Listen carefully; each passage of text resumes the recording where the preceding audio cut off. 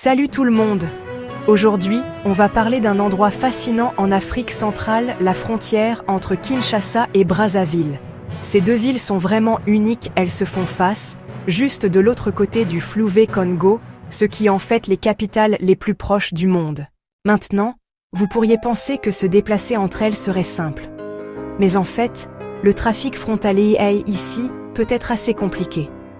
La plupart des gens traversent en ferry, c'est le moyen principal pour passer de Kinshasa, en République démocratique du Congo, à Brazzaville, en République du Congo. Il y a aussi de petits bateaux privés, mais les grands ferries transportent des centaines de personnes chaque jour. Alors, à quoi ressemble vraiment la situation à la frontière? Eh bien, tout le monde a besoin de documents en règle, un passeport, un visa, et parfois même un permis de voyage spécial. Les files d'attente peuvent être longues, surtout aux heures de pointe.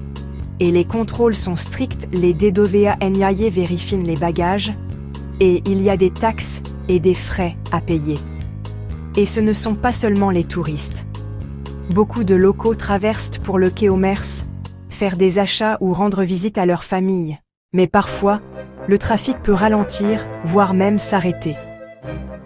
Les tensions politiques, les urgences sanitaires ou les changements de réglementation peuvent entraîner des fermetures soudaines ou des retards, laissant les gens bloqués d'un côté ou de l'autre.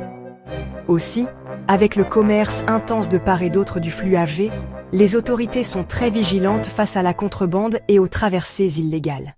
Malgré tout ça, le lien entre Kinshasa et Brazzaville reste fort.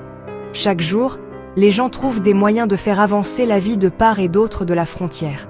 C'est un rappel de la façon dont deux villes, séparées par un fleuve, mais partageant tant d'histoire et de culture, continuent à travailler ensemble, même quand les choses se compliquent. Alors la prochaine fois que vous verrez ces villes sur une carte, souvenez-vous. Ce petit bout de fleuve est un point de passage international majeur, rempli d'histoire et de défis quotidiens. Merci d'avoir regardé.